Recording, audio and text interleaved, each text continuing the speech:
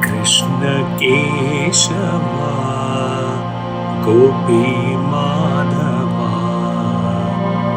Damodara Narayana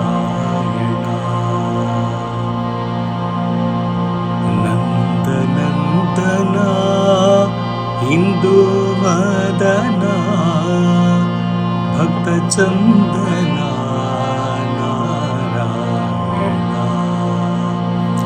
Krishna Kesava Gopi Madhava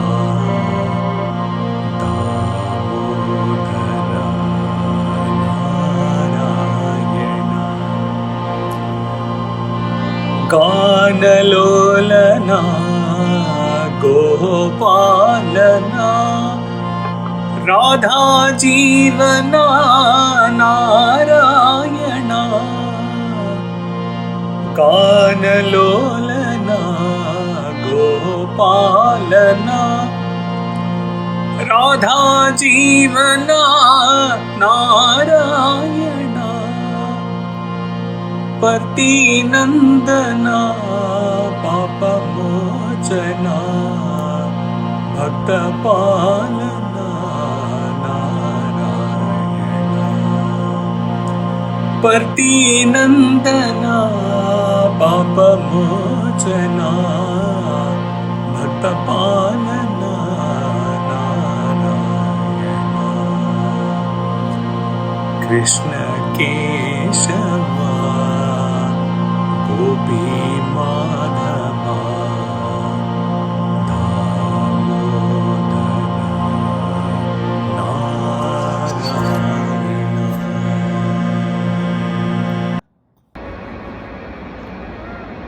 For want of time, we will just touch upon a couple of expressions on the bhajan and move forward.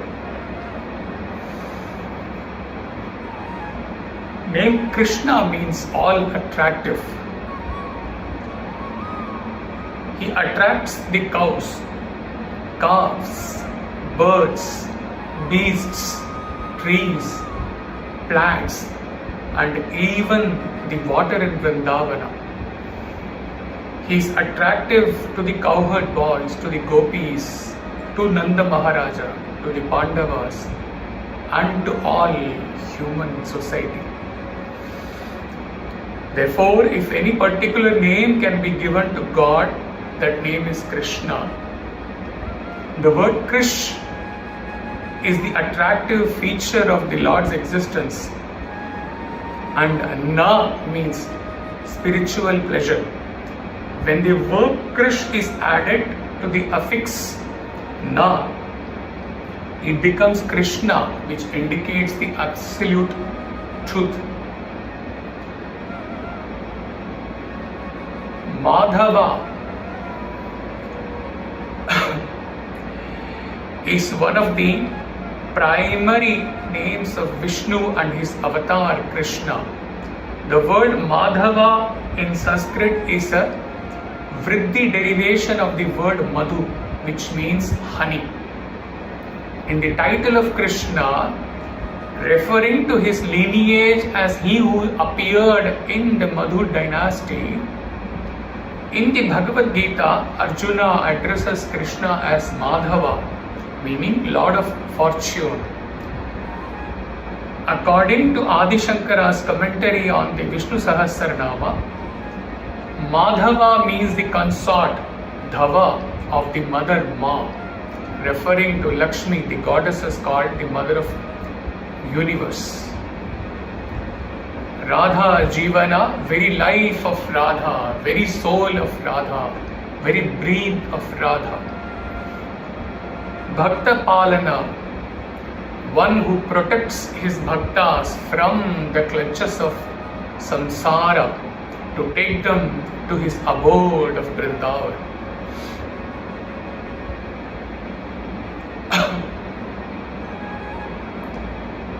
Sage from the Ananda Kutir rides on Krishna. Lord Krishna was the highest incarnation of the great Vishnu. He was the Purna Avatara. He had all the 16 colors or rays of the Lord. He was the world teacher. He was one Lord of love. The object of Sri Krishna's avatar, who has become the beloved of Bharat and the world at large, was threefold: to destroy the wicked demons, to take leading part in the great war fought on the battlefield of Kurukshetra, where he delivered the wonderful message of the Gita, and to become the center of a marvelous development of bhakti schools in India. The purpose of the Krishna Avatara was not only to destroy adharma, but also to reveal to the world the magnificence of God. Sri Krishna was the symbol of the Absolute, the representation of the mighty sovereign of the universe. In his well-adjusted, symmetrical conduct of life is portrayed the majestic perfection of the Lord. Sri Krishna was a perfect master. He was a perfect karma yogi, perfect bhakta, perfect raja yogi, perfect jnana yogi. He preached all the four paths. Lord Krishna drove the chariot in the battlefield, danced with the gopis in the shady retreats of Vrindavan, and taught yoga and jnana to Uddhava and Arjuna. Lord Krishna was great in knowledge, great in action, all together.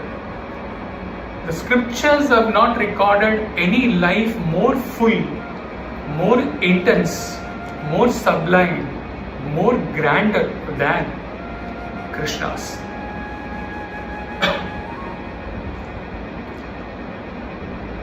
While Rishi Sukha describes the Rasa Leela in detail to Raja Parikshit, after hearing the entire Rasa Leela, Parikshit asks Sukadeva as to why Krishna performed Rasa Leela with so many gopikas. How can an incarnation whose story or whose life will be followed by his bhaktas forever and ever involve in this Rasa Leela with gopikas? Is it not against the dharma? To which sage replies, O king, even the Lord of beings are seen now and then, apparently, not in reality, apparently to violate dharma and perform daring acts. But such acts do not affect those powerful beings. It does not become an evil act on the part of the great spiritual beings. Fire consumes everything but remains untouched by their evils. It is ever pure. It is only the weak man who is not a master of his passions, who is a slave of his body, should never think of such acts, far less perform them. If he does such acts through ignorance, he is sure to be destroyed. Even as a man, except Rudra, Shiva, even a man meets with destruction having drunk poison. It is only Rudra who could drink poison that came out of the ocean of the milk and remain unaffected. He is present in the hearts of the gopis and their husbands and in the hearts of all other embodied beings. He is the ruler of all things. He is assumed a body only for his sporting. He assumed a human form for bestowing his grace on his devotees and exhibited those sports, the hearing of which creates love and devotion in man towards him. O Parikshit, the men of Vraja never indeed found fault with Sri Krishna because they were kept spellbound by the Lord's supreme power, Yogamaya, and they found their wives always by their side ever. Moving on,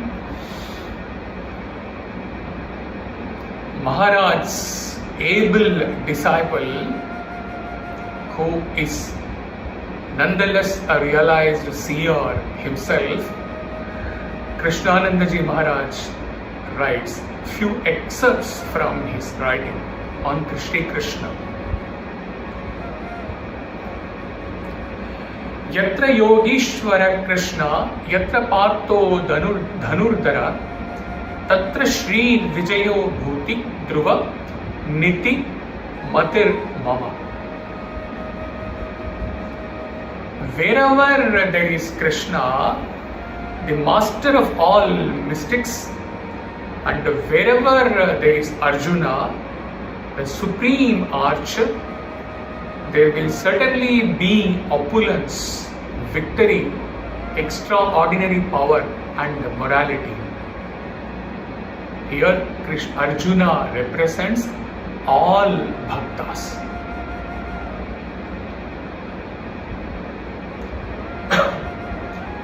Wherever Lord Krishna is present together with Arjuna, then prosperity, victory, opulence and righteousness will also be present.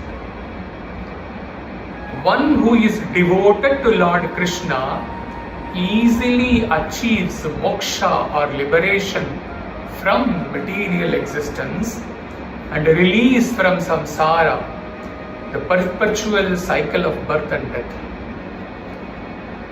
This is acquired by His grace through knowledge of His personal bestowal of to all jivas or embodied beings, the Atman or immortal soul which ensures continuity in existence and gives the opportunity to return to spiritual existence. Bhakti or exclusive loving devotion to the Supreme Lord is the most potent and efficacious means to achieve liberation, and combined with knowledge of the Atma is the essential intermediate step to attain eternal communion with the Supreme Lord. One of the verses in Shweta Ashvatara Upanishad says, only by knowing the Supreme Lord as He is, one transcends the cycle of birth and death.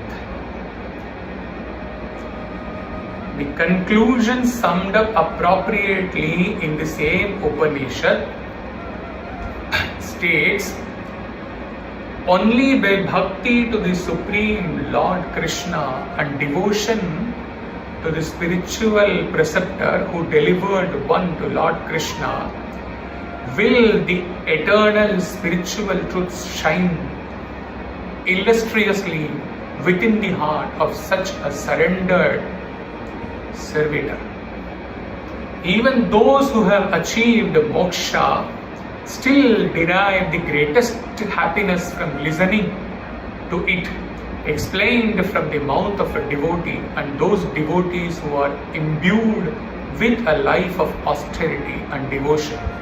It becomes like oral nectar.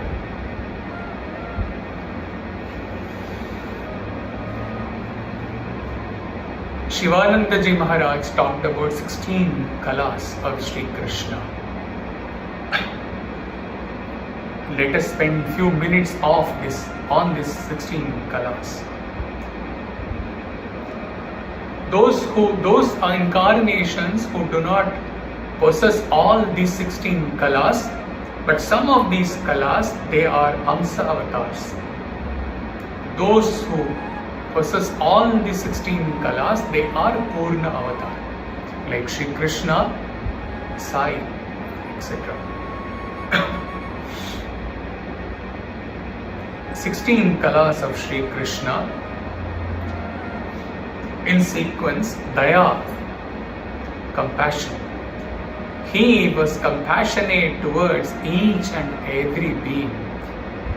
We can also impart this in our life by showing kindness and love towards everyone. Remember the instructions in the practical application: unshakable, pure, noble love. Dhairya, patience.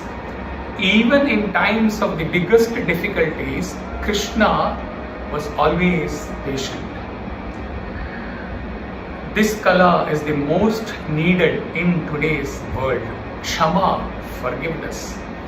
He even forgave the hunter who became the reason, the apparent reason for his departure from the earth. People must learn the art of forgiving from this kala. Nyaya, justice. Krishna always said to get justice instead of revenge. He fought for justice, not for revenge. We should learn this outstanding quality from him. Nirapeksha, impartiality.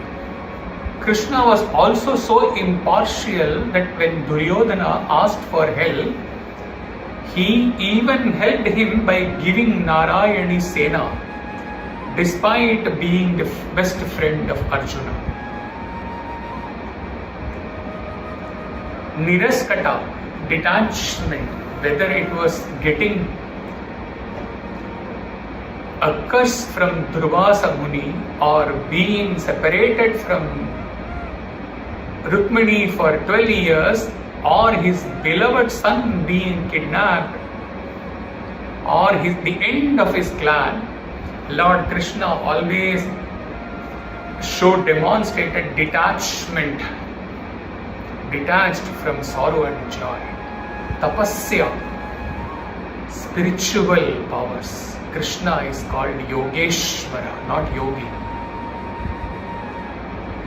Aparchitta, invincibility. Krishna always faced difficulties with calmness and courage.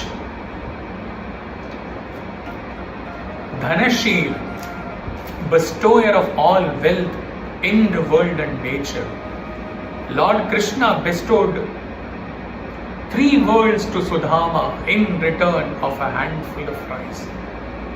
Saundaryamaya, beauty incarnate.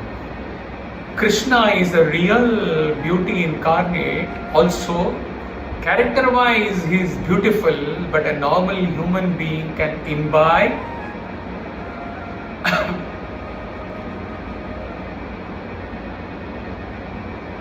but beauty, not enchanting beauty physically, and also beautiful character, which a human being can imbibe. Beauty of the physical form may not be in our hands most of the times, but the character of Lord, character of incarnations can always be followed and always be practiced in our life for our own spiritual evolvement. Nrityajna, best of dancers. Krishna danced on the hood of Kalyana. When someone can dance in such a negative circumstance, only that person can enjoy every bit of life. Dance does not come from the body. It is the feature of the soul embodied through the heart and mind. Sangeetajna, best of singers. His flute attracted not only people but also whole nature. Nitivadi, embodiment of honesty. Lord Krishna always remained honest. Satyavadi, truth itself.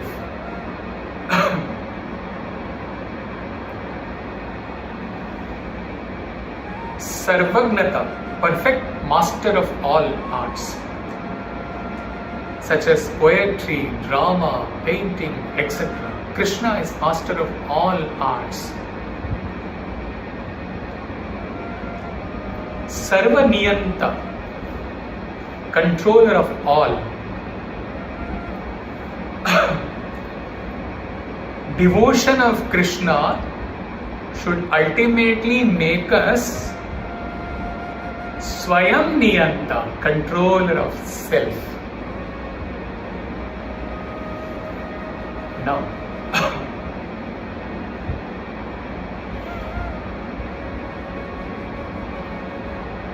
Uddhava Gita is a part of Srimad Bhagavatam in which Sri Krishna teaches Uddhava on various subjects. There are 8-9 topics in the chapter. There are many. Some of them are renunciation, on duties in the various ashrama, on bondage and liberation, on the life of an avadhuta, and so many other things. If we take up the essence of this Gita, it would go on for a long time. Will be a separate session in itself.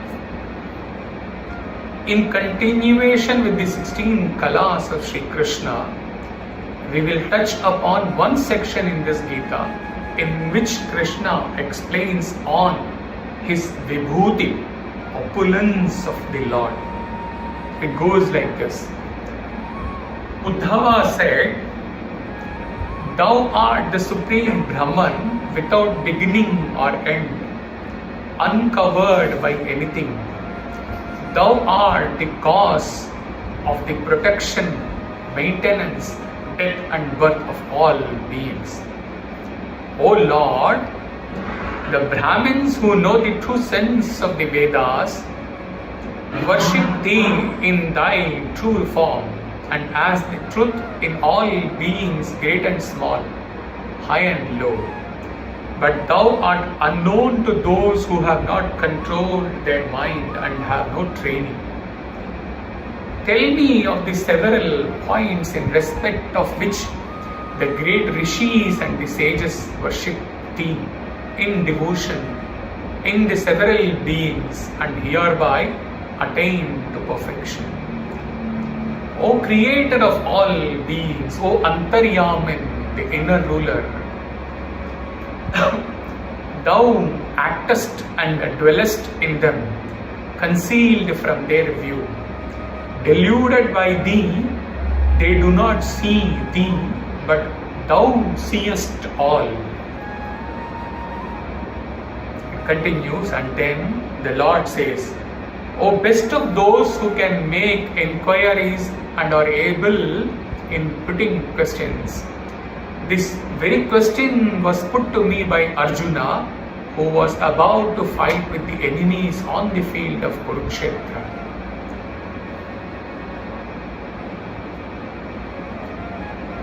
Believing that the slaying of his relatives for the sake of kingdom was reproachful and unrighteous, and thinking, I am the slayer, he is slain by me, Arjuna, with the sense of an ordinary man, desisted from fighting.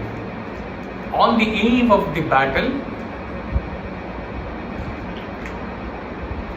he was made to understand by me through reasoning, and then he spoke to me in the same way on the battlefield as thou hast now done.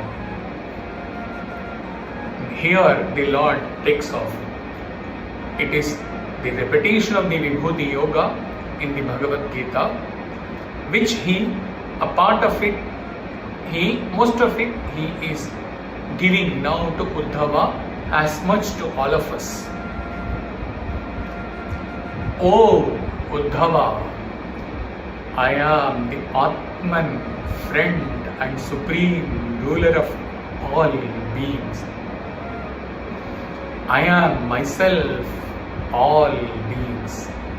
I create, protect and not destroy, and make them merge in me. I am motion of those that move, and I am time of those who bring things under their influence. Of virtues, I am even-mindedness, and in things possessing properties, I am their essential and nature attribute. Among those that are endowed with gunas, I am the cosmic prana, and I am the cosmic intelligence, Mahatattva, amongst all vast and or big things. I am the subtle Jiva or soul amongst all subtle things. And of all that are invincible, I am the mind. Mind is the most invincible thing, Lord says. You can never gather what is there in your mind most often. Of the Vedas, I am Brahma or Hiranyagarbha, the teacher who first taught them.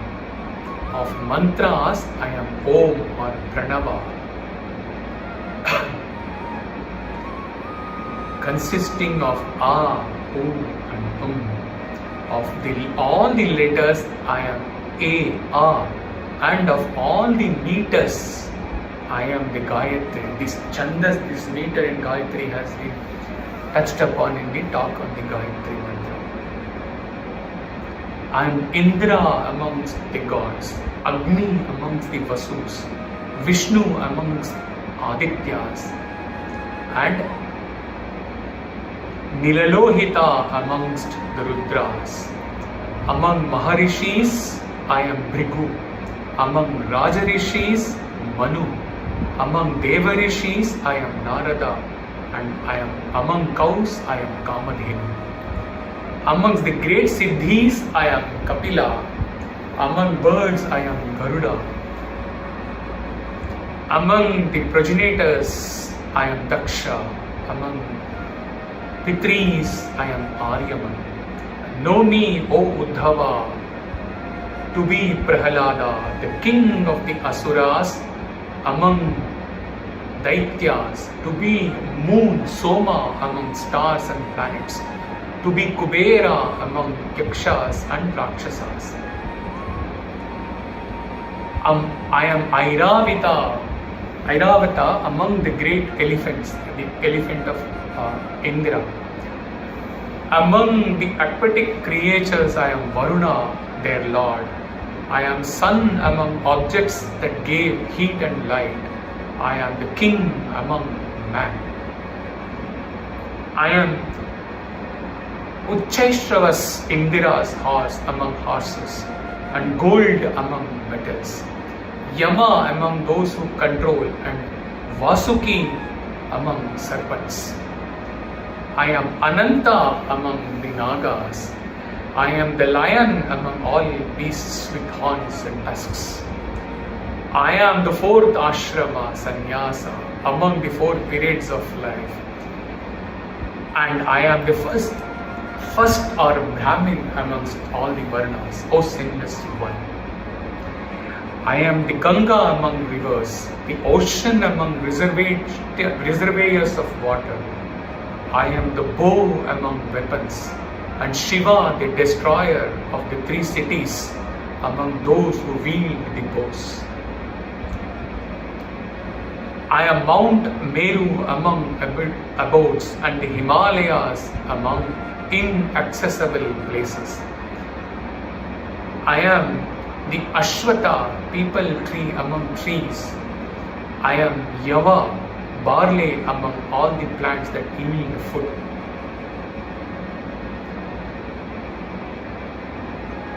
I am the Brahma Yajna, or the study of the Vedas among sacrifices.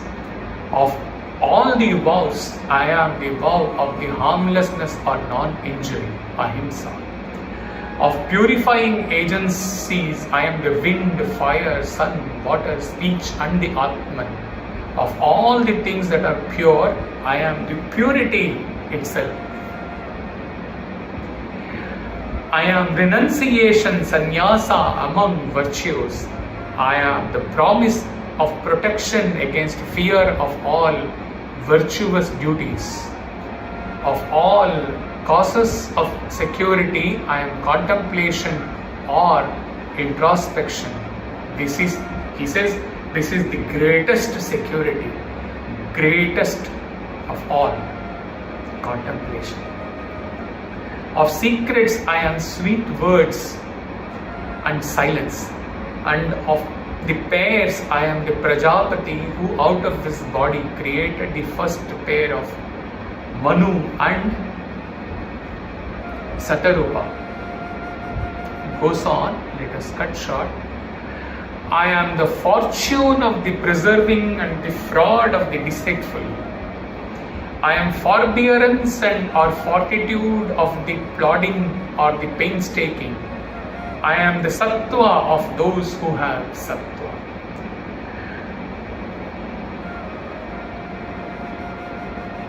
I am the Vishwavasu among Gandharvas and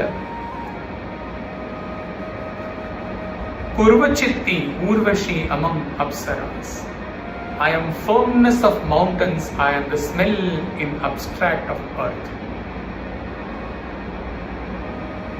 Nothing exists, some of them have been left out, nothing exists without my presence in my twofold aspect of the Lord and the Jiva, attribute and substance, the indwelling soul and the gross or subtle body, just as a thing cannot be without its property. Wherever there are majesty, fortune, prosperity, power, beauty, fame, wealth, modesty, liberty, sacrifice, prowess, forbearance, fortitude, subtle understanding and knowledge, there I am manifested. I have thus described to you shortly all these manifestations of mind. They are only modifications of the mind and are somehow expressed through speech. They are only a part of myself. Having described all the things he says, these are only a part of myself. My real nature is beyond the description of words or the grasp of mind. For the man who has not perfectly controlled his speech and mind, his vows, his austerities and gifts leak out as water does from an unburnt pot. Therefore, with the devotion to me, one should control speech, mind and the pranas. He should fix his mind in me with firm devotion. Then he will attain the final goal easily.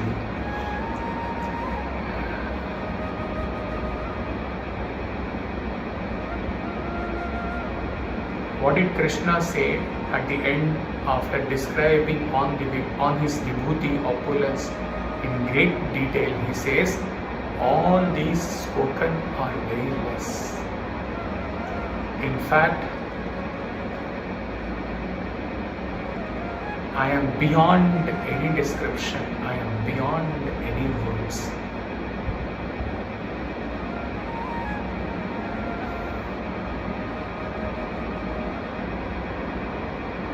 This can only be, this will remain as an expression for an awestruck devotee, Bhakta, that Krishna is beyond all descriptions, beyond all words, till the time the Bhakta reaches the climax of devotion and exists as love and merges in the Paramatman. Only then this one line of Sri Krishna, that I am beyond any description, beyond any words, this comes true for the Bhakta also only after the distinction between the Bhakta and the Bhagavan ceases to exist. There is neither of them. Whatever exists is on only love, prema, or only self, essence. When one reaches that state, in that state, he gave a very secret pour to very few of you last week, that in that state, even Satyam, Jnanam, Anantam is not valid. Why? Because he said Satyam, pure existence, as though at that state existence is described as nature of the self, because from the finite existence we are existing as man, woman, and so many other qualities. From the normal existence, pure existence, Satyam, maybe it has come.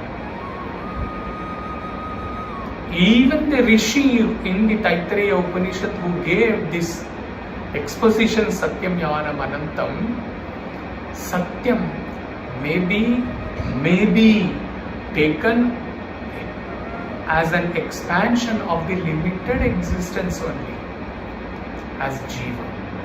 Jnanam, awareness, might have been taken as an expansion of the limited knowledge of objects. So there was necessity to prefix knowledge with pure knowledge, pure consciousness. And then he skipped Anantam, he talked about Ananda, where he said Ananda might have been conceived or arrived at, experienced by the Rishi from the normal happiness expanded to ultimate Brahma Ananda. So maybe they owe their trace, their this original existence from the limited existence only, as limited Jiva, limited existence, limited objective knowledge, jnana, limited happiness, to Ananda. Whereas in that existence where Sri Krishna said, I am beyond, there even these ultimate expression of Brahman or self, even they are gone. Nothing can describe the opulence of Sri Krishna as much as the existence as Paramatman of Sri Krishna, or existence of Paramatman as of anyone who has realized Brahma. All the vibhutis given by Krishna ultimately culminates in this one expression. I am all, I am all, I am all, I am all. I am all, I am described because with your finite senses and mind and intellect, you can see only, you can know only these all in this creation. So I am telling you, I am all of this. Whereas, lastly he says that actually I am beyond all this. Actually, you can never know me with your limited faculty. For knowing me, you have to exist as me. You have to come merge in me and exist as me. And upon merging in me, like exactly like I have told at the end of this exposition to you, O Uddhava, that I can never be described. You yourself will maybe whisper that, oh, this state can never be described.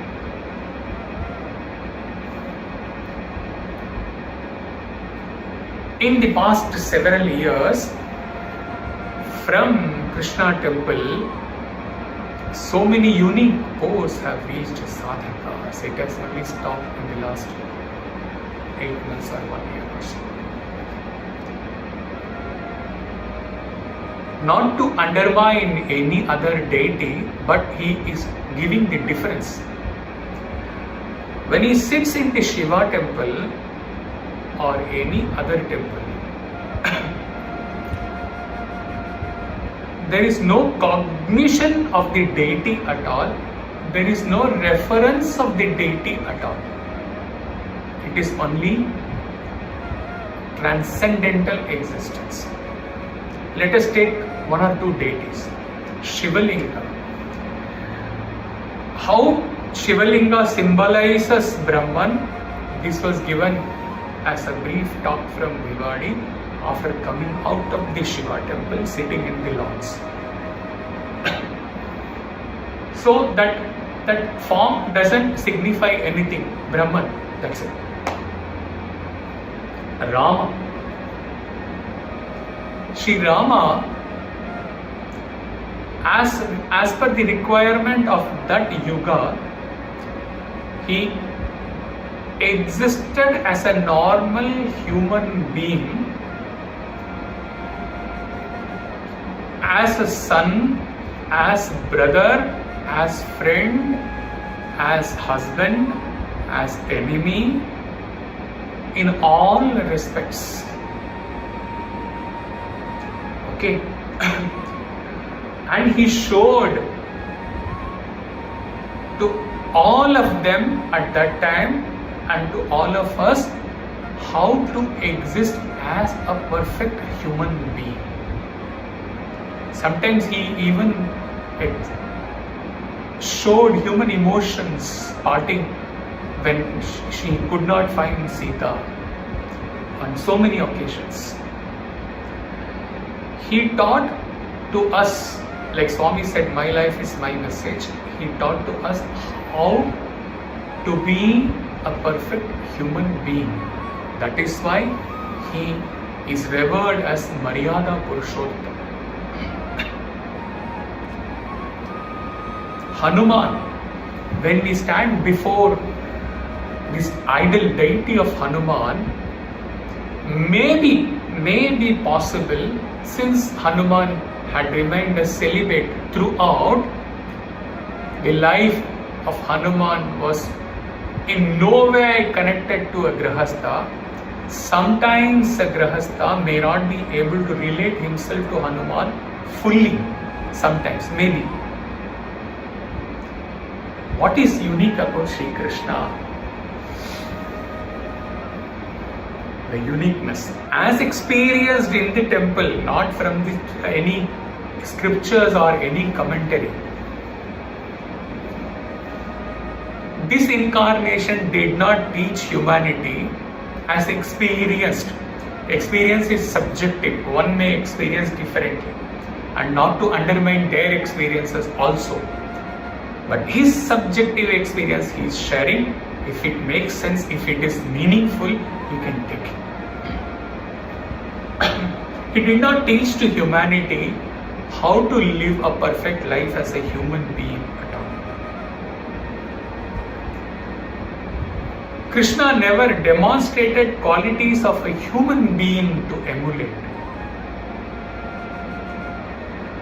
Krishna ever existed as perfect Lord, blemishless Lord, fearless Lord, who never demonstrated any emotion, any weakness, any human quality at all, though apparently he moved like a human being. So it is not an incarnation for teaching a human being from evolving from animal man to man to God man. Here is the incarnation which teaches to man to exist as God. Full stop. Finished. No coming down at all. No coming down at all. Perfect Lord. Lord of your time. Lord of space. Lord of all objects. Lord of the universe. Lord of your own small world. That is what Krishna teaches us. This makes this Krishna's avatar unique. Whenever after existing at the transcendental state, seated in the Krishna temple hall, of course, as a mark of reverence, he goes and stands before the deity and also opens his eyes and sees the deity. And what expression comes? Aha, Krishna, you showed us how to exist as God through God. Even while performing various actions from the childhood till the end, in and through all your pranks as a child, Krishna, till the end, your true Bhakta need not come down to human level to worship you. He need not keep himself at a lower level as a tuchya prani and look upon you as Supreme Lord. He should rather get elevated to your supreme level instantly as he worships you.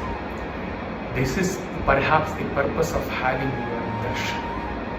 That supreme darshan, about which 2 bhajans were consecutively sung in the Janmashtami. Krishna Mujhe Darshan Do Krishna, and the second bhajan, he doesn't remember, it also said about darshan. This is the darshan you mean, Krishna, to be like you. No, to be just you.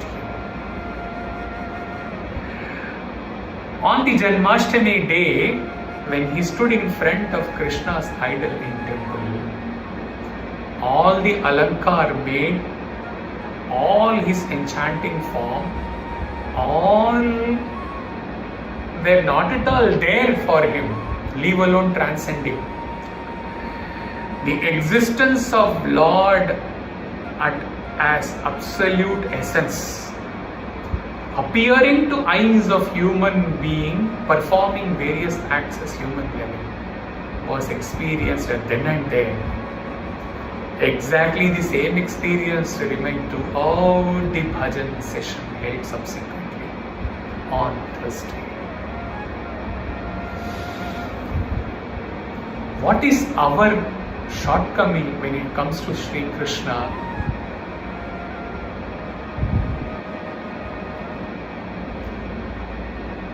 With so many paintings and so many normal, not cheap, but normal songs of romance sung by so many bhaktas, because in the rural areas in India, as per their state of mind, as per their evolvement, they compose and sing all romantic songs about Radha and Krishna, and about all the pranks, greatly describing all the pranks with his mother Yashoda and with the Gopikas and with the Gopas in Vrindavan, and all his apparent adharma, but actually not adharma, performed it for the victory of the righteous. All are seen at human level. We make 2 mistakes when it comes to Sri Krishna. That has to be cleared forever and ever today. If that conviction sets in you after this talk. One is, either we see him and relate to him as a normal child Krishna, normal youth Krishna, normal man Krishna. And so, like in a very remote abroad country where it is rare to see many human beings at all, say Antarctica, say, if you see an Indian, how you will be happy. Similarly, we bring him down to human level and we have this equation with him at human level and we feel happy. Our human emotions, our human feelings find their satisfaction. Wrong. To begin with kg level, it is okay to develop bhakti. And then, second mistake what we do, totally in contrast to this, when we see him imparting Bhagavad Gita, and when he see those in the Mahabharata serials and other things, and also read Srimad Bhagavatam and Bhagavad Gita, etc., whenever he has taken the Vishwarupa for Arjuna, of course, and also when Duryodhana commanded his army to arrest him, and so many times when we see his impossible Vishwarupa and unimaginable magnificent acts of Sri Krishna, we keep him too far away from us and we feel that we ever will remain as Bhakta, a very insignificant normal Bhakta, and he will ever remain the Supreme Lord. This is also wrong. Though both are two extremes, both are wrong. Darshan of Sri Krishna, worship of Sri Krishna should elevate us instantly to that divinity, that divine level, because he was born, he existed till the end as God, as Supreme God only. He had the Maya in his command. He knew what is going to happen ever. And he was in command of all the situations. He knew what is going to happen when he went to Dhritarashtra and asked for at least at the end 5 needleful of land. He knew what is going to happen. He knew what is going to happen in the battlefield. He was command. He was always remained at that divine level. Okay, that is the teaching we have to take, that we are neither very low than Krishna, nor at the intellectual arrogant level we are the same as Sri Krishna, but at experience level, at existence level, we have to evolve to that divine level as Sri Krishna ever. Never bring him down to the human form while singing his glory. Never imagine him as a human form. He always remained as Supreme Lord. The Vibhuti Yoga is all about it. He is explaining to him as all things which you can relate to as a human being, and at the same time, ultimately, lastly, he said, hold on. All these things are okay, but you can never understand. Till the time you exist as me, come exist as me. This is the one take-home lesson today on this week of Janmashtami. We will conclude the Satsang with Swami's discourse lines in 1990 Janmashtami. God incarnated as Krishna and charmed humanity by his pranks, his play, his song, his sweetness. And the path of love he taught to human beings how to live in love. Krishna was born on Ashtami, 8th day, during the dark fortnight of the month. The effulgence of Lord is seen with greater effect when it is dark. In a world of disorder, Krishna was born to establish order. Ashtami is associated with troubles and difficulties. When do troubles arise? When righteousness is forgotten. Krishna's advent signifies this dispelling of darkness, the removal of troubles, the banishing of ignorance, and the teaching of mankind of the supreme wisdom.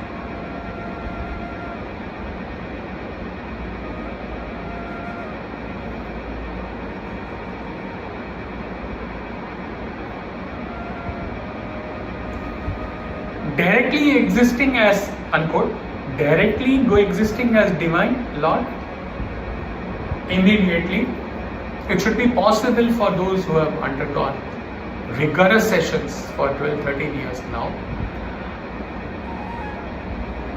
If they are not able to, they should sincerely, utmost sincerity, they should practice in striving to exist as that divine self in the Nididhyasana. For others, you take one of the two paths. Either the path of supreme love, which is splashed, which is there filled in the Krishna's avatar throughout, or directly take the subtler essence of the Bhagavad Gita. When he describes all about the Lord, don't get carried away that he is describing his form. He is describing the Vibhuti of Brahman.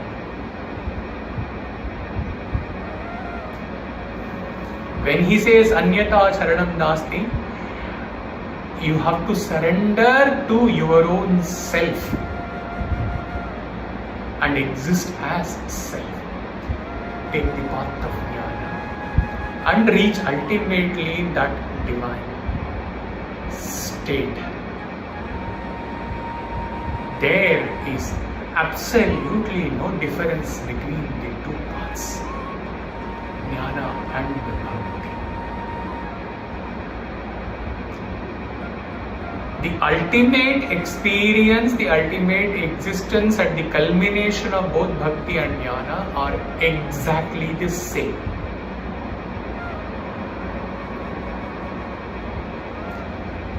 Only at the argument level or only at the intellectual level, scholarly level of understanding, the two paths are totally different.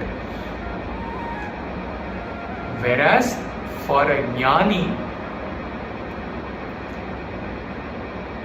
like as he has shared earlier also, how after giving Viveka Chudamani, Tattva Bodha and Dakshinamurti Stotram and so many other things, side by side Shankara was giving Saundarya Lahari, Kanakadhara Stotram, all these things. Similarly, how Shivanandaji Maharaj used to sing about Krishna, about Ganesha, about so many deities. A jnani can effortlessly shed tears in bhakti because for him there is no difference. The experience is exactly the same. You would have observed him crying and crying while talking on the Navavida Bhakti or on Swami many times. It is very natural. Because at that state, while experiencing him as Nirguna Brahman, you are in Samadhi. While experiencing the same Brahman as Saguna, you are surrendering and crying out. Brahman is Brahman, whether it's Nirguna or Saguna. No difference in that. We can practice both of them, and that is the ultimate teachings of Sri Krishna through his life, through his message. Jai Sri Krishna. Hari Om Tat Sat.